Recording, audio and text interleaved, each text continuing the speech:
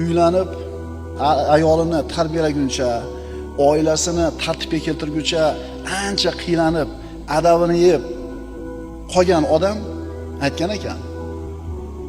Mendan avval uylanganlardan ham xafaman, mendan keyin uylanadiganlardan ham xafaman. Uylandi, ayolini, oilasini tartibga keltirguncha ancha qiynaldi, adabini yedi, tajribali bo'lib qoldi. Endi shuna deyapti. Ha nimaga o'zingdan burungilardan xafasan? Shuncha qiyinchilik bor ekan, xotinni tarbiya qilish, oilani o'rniga keltirishlik. Mendan burungilar shu boshida o'tkazgan tajribasini menga o'rgatmagan ekan. Ulardan shuning uchun xafaman. O'zingdan keyin uylanadiganlardan nimaga xafasan desa, meni shuncha tajriba to'plaganimda bittasi kelib so'rab foydalanmayapti. O'shundan xafaman deydi.